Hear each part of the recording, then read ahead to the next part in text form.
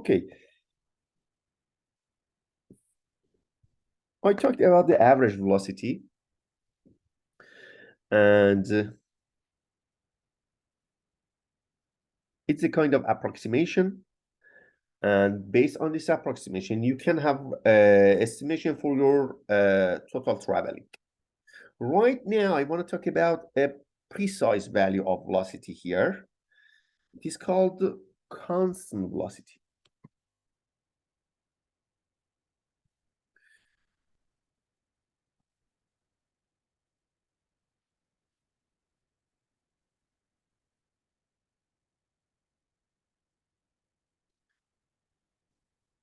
What is constant velocity?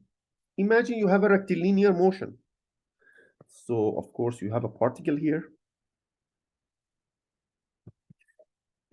The path of this particle is a straight line, obviously.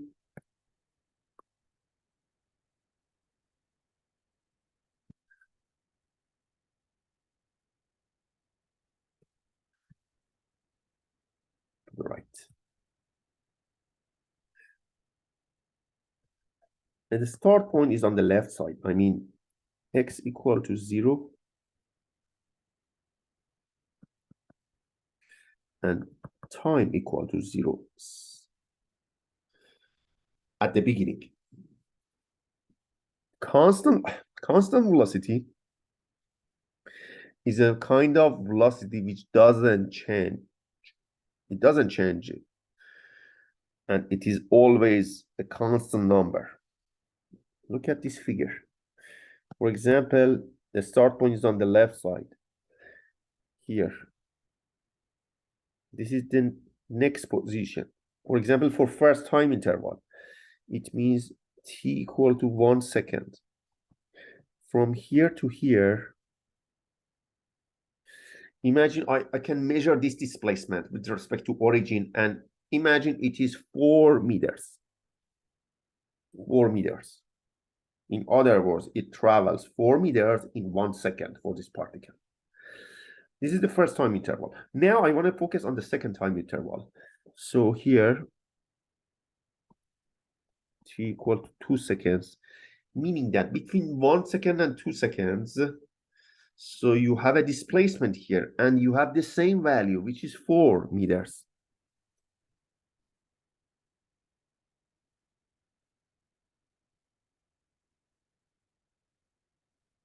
Consequently, over here, according to this condition, the total displacement of your particle from 0 to 2 seconds, it is 4 plus 4 meters. It is 8. It is 8 meters. Okay, let's continue. For example, third time interval, it's here. T equal to 3 seconds. And according to this condition, it is 4 seconds if you have constant velocity. So for only third time interval, your particle is traveling 4 meters. So what is the total displacement from the origin to this position? Of course, it is 12 meters. And you can continue like this. If you have this kind of condition for your particle, it will have constant velocity. For example, here, your constant velocity for only this particle, it is 4 meters per second. In other words, you have precise value for your velocity. And it is always 4 meters per second. It doesn't change. And it's valid for each time interval. For example, first time interval, between 0 and 1 second, it is 4. For second time interval, again, it is 4. And for the third one, you have the same story. But if you want to focus on the whole motion from the 0 and 3 seconds, if you calculate average velocity of this particle, what happens? So total displacement over total time of traveling. Between 0 and 3 seconds, what is the total displacement? Obviously, it is 12. This one. Therefore, x equal to 12 for total displacement. Sorry.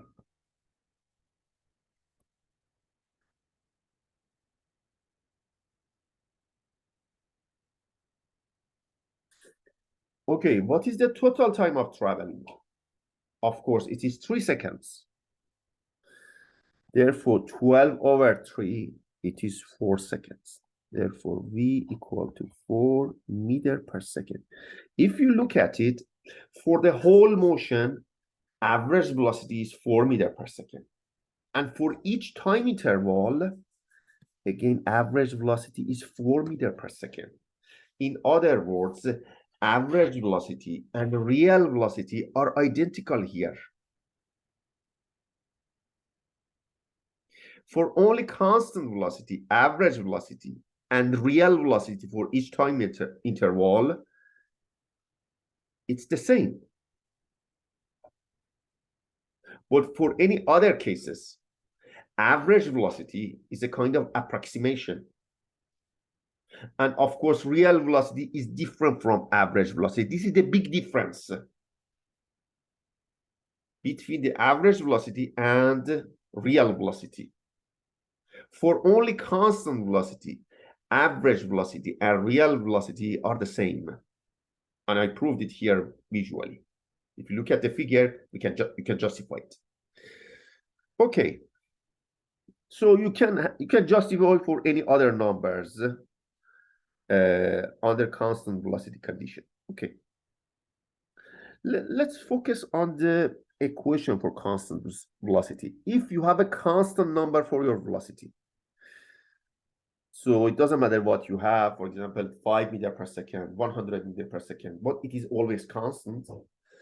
So if you remember, for average velocity, we have v bar equal to x over t. You know right now, instead of v bar, you can use the precise value or real value, and that's v, like this one, v. Therefore, you can change it to v. Therefore, instead of v, you can have, I'm sorry, instead of v bar, you can have v letter. And right now, you have a precise velocity for your equation. Okay, v equal to x over t. If I multiply, you can have this equation, x equal to v times t. And this is the equation of constant velocity. I mean, this one and this one are the same, but I want to change the form of this equation. This one is more popular, x equal to vt. This is the equation of constant velocity. Okay, obviously, x, it is displacement, and the unit is in meters. Unit of time, or unit of t, it's in seconds. Sorry. And unit of v, or velocity, which is constant, it is meter per second. In physics, sometimes we use d letter instead of x. Therefore, sometimes from different textbooks, you can see this equation, d equal to v times t. There is no difference between x and d. They're the same. It means displacement. Therefore, you can use either the left equation here or right equation right there.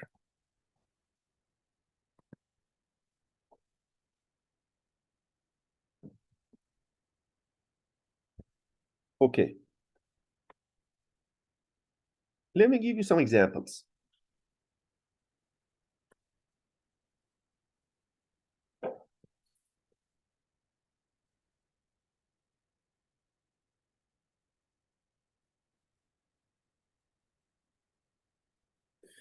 There's a moving particle here,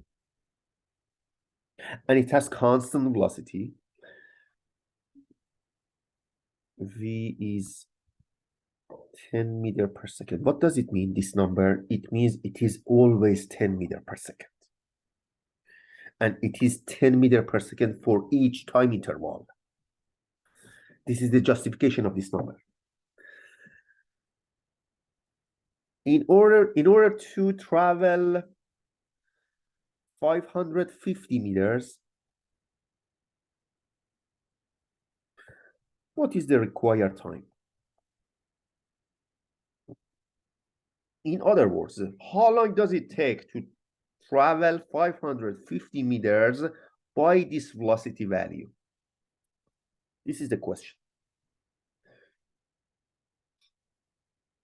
Okay, so you can use the equation here, constant velocity equation. X equal to VT. So just plug in. X is 550. Velocity is 10. And time, it is unknown. So we can find T value. T is 550 divided by 10. It is 55 seconds. Answer of the question.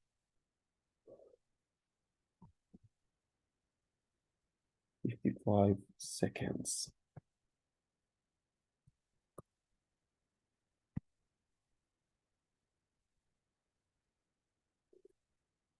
In other words, it takes 55 seconds to travel 550 meters by this velocity number, 10 meters per second.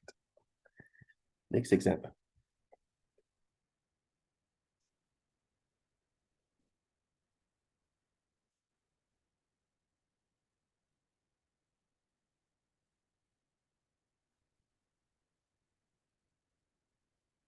There's a particle here, and it has constant velocity. Pay attention, we need this information, and we need this assumption. It should be given. This particle should have constant velocity. So, there's a particle which has constant velocity.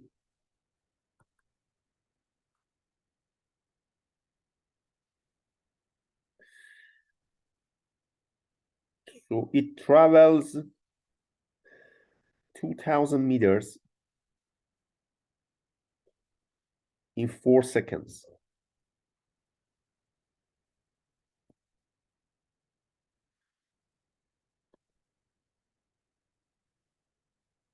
If you have this situation, what is the velocity of this moving particle? Okay, you have a formula. X equal to VT. X is 2,000. V, we don't know, and T is 4. Therefore, V is 2,000 divided by 4. Therefore, V is going to be 500 meters per second. Answer of the question.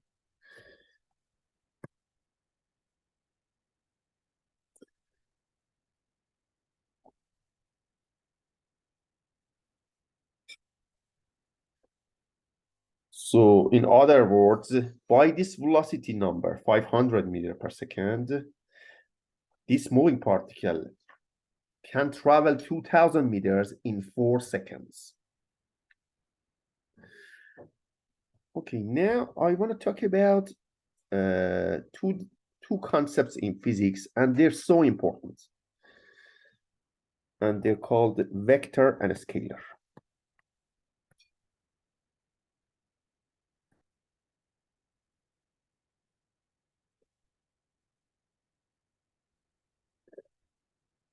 I prefer to start from a scalar because we need it for vector.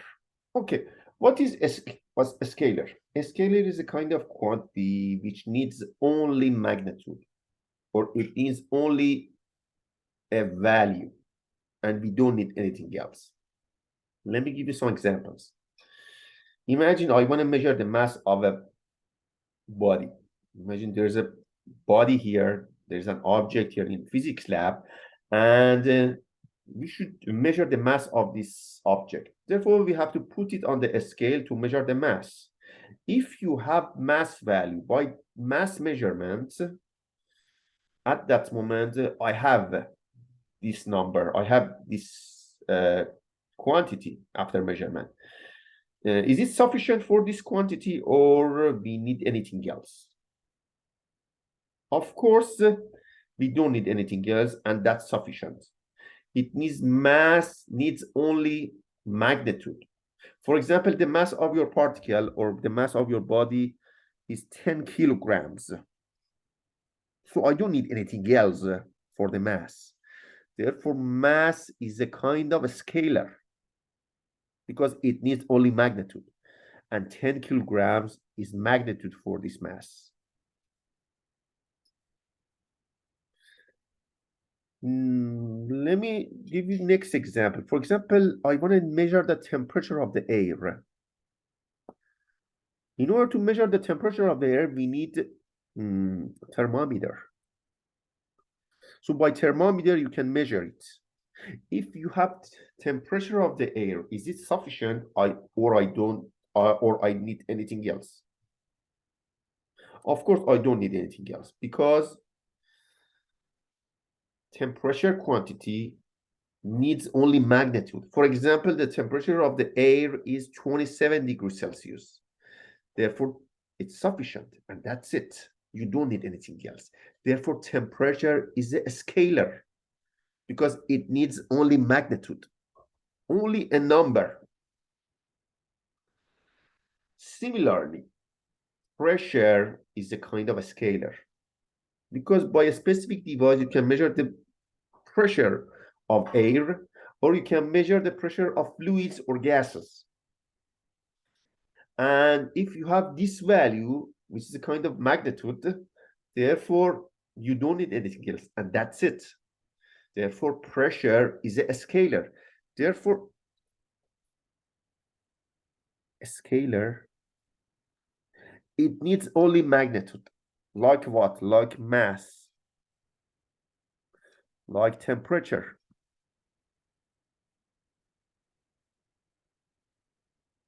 Or pressure.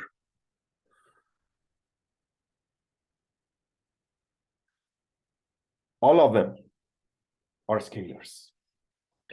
The next one is vector, the next concept. What is vector? This kind of quantity needs magnitude and direction. Therefore, you need additional item here. I mean, only measurement for the magnitude is not enough. So imagine there is a car, there's a moving car, and it has velocity of 15 meters per second. Okay, is it enough? Or we need anything else? Over here, according to this condition, it's not enough because velocity needs magnitude and direction. Of course, magnitude is 50 meters per second, but what is the direction? Where is this car going? It's going to the right, it's going to the left, it's going to the north, it's going to the south. It's important. Therefore, direction is important. Consequently, I need magnitude and I need direction. For example, there is a moving car. It has 15 meters per second of velocity, and it's going to the east. At that one, you have sufficient information because you have magnitude and direction. Consequently, velocity is a vector. This is the first example. The next example is related to force. Okay, force should be discussed in chapter number 4, but don't worry at all. I want to give you the next example regarding vector, but I will discuss it in details in chapter number 4 regarding force quantity. The unit of force is Newton. Imagine I want to move a box with the force of 100 newtons. The unit of force is Newton, and I have 100 newtons of force. I want to push this box by this force. Is it enough? Of course, it's not enough because this force is applied to the box.